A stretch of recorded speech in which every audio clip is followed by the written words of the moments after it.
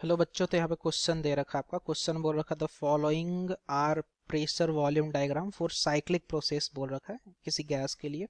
तो बोल रखा है कि in which of the following this processes, ठीक है, जो दे रखा है आपका प्रोसेसेस, इसमें आपका हीट रिलीज कौन से ग्राफ के द्वारा हो रहा है, कौन सा ग्राफ रिप्रेजेंट कर रहा है कि वहां पे हीट रिलीज कर रहा है ना। तो बच्चों अगर अपन सबसे पहले बात करें रिगार्डिंग द की कॉन्सेप्ट, तो बच्चों हम लोगों ने हीट एंड थर्मोडायनामिक्स में एक टॉपिक पढ़ रखा है जिसमें हम लोग बात कर रहे होते हैं first law of thermodynamics, FLTD से डिनोट कर रहे हैं। FLTD क्या है?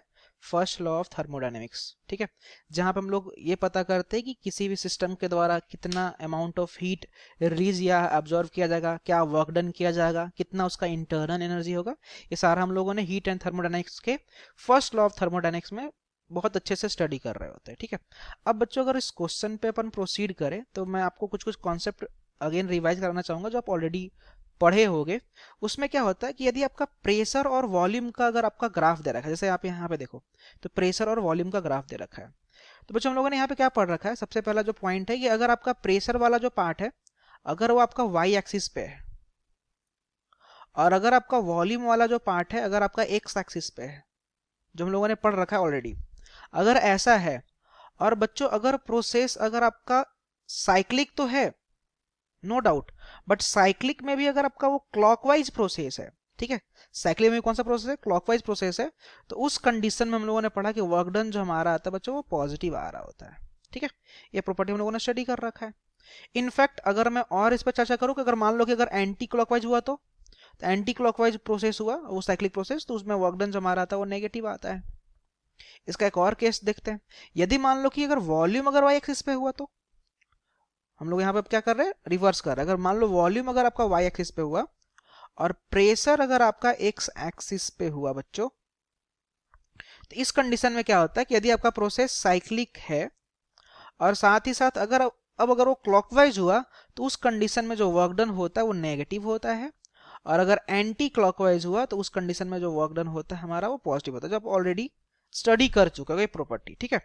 Just first law of thermodynamics के बाद हम लोग ये स्टडी कर चुके होते हैं ना। अब अगर मैं आपको सिंपली अगर मैं बताऊं तो हम लोगों ने जो की कॉन्सेप्ट क्या मेंशन किया? First law of thermodynamics mention किया।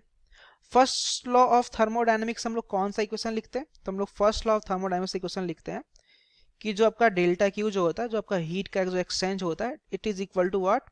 तो change in internal energy plus का वर्क डन बाई गैस होता है। अब बच्चों जो चेंज इन इंटरनल एनर्जी जो होता है ना, चेंज इन इंटरनल एनर्जी जो होता है वो आपका स्टेट फंक्शन होता है, मतलब कि जो इनिशियल और फाइनल स्टेट पे डिपेंड करता है। और सिंस हमारे के बोल रखा है कि सारे के सारे साइक्लिक प्रोसेस है, तो बच्चों साइक्लिक प्रोसेस के लिए क्या होता है? साइक्लिक प्रोसेस के लिए इनिशियल और फाइनल स्टेट क्या होता है? सेम होता है। तो इस कंडीशन में जो चेंज इन इंटरनल एनर्जी जो होता है बच्चों क्या होता है आपका? वो जीरो के बराबर होता है। मतलब साइक्लिक प्रोसेस के लिए चेंज इन इंटरनल एनर्जी का वैल्यू जीरो, तो ये वैल्यू तो क्या हो गया? जीरो हो गया। तो फर्दर मैं बोलूंगा कि जो जो हीट का जो एक्सचेंज है it will be equal to what? Simply work done जो भी होगा उस पर डिपेंड कर रहा होगा। तो सिंस हमसे क्या पूछ रखा है ऑप्शन में, सॉरी क्वेश्चन में, तो क्वेश्चन बोल रहा है हीट रिलीज।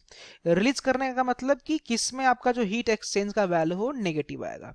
तो निगेटिव उसी का आएगा जिसका वर्क डन क्या होगा? जिसका वर्क डन नेगेटिव होगा, क्योंकि अगर वर्क डन नेगेटिव होगा तो डेल्टा क्यू का वैल्यू भी क्या आएगा? नेगेटिव आएगा। तो हम लोग अब जस्ट ये चेक करते हैं कि किसका वर्क डन नेगेटिव है। जिसका वर्क डन नेगेटिव उसका चेंज इन एक्सचेंज जो हीट होगा वो नेगेटिव आएगा। इसका मतलब कि वो क्या करेगा? वो आपका हीट को रिलीज कर रहा होगा। Got it? अब वर्क डन नेगेटिव हम लोगों ने ऑलरेडी यहाँ पे डिस्कस कर लिया, आपको मैंने जस्ट अभी रिवाइज भी कराया। तो अगर फर्स्ट ऑप्शन देखो तो देखो प्रेशर वाला जो पार्ट है आपका वाई एक्सिस पे, और वॉल्यूम वाला पार्ट जो आपका एक्स एक्सिस पे। और देखो अगर ये प्रोसेस देख रहे हो तो ये साइक्लिक प्रोसेस है, ठीक है, साइक्लिक प्रोसेस तो है, बट साथ ही साथ ये क्या है? क्लॉकवाइज भी तो है। क्लॉकवाइज में क्या होता है? साइक्लिक है, क्लॉकवाइज है, प्रेशर वाई पे और वॉल्यूम एक्स पे है, तो उस कंडीशन में वर्क डन क्या होता है? पॉजिटिव होता है। तो यहाँ पे तो वर्क डन पॉजिटिव आ गया, बट हमें क्या चाहिए? नेगेटिव चाहिए। Got it?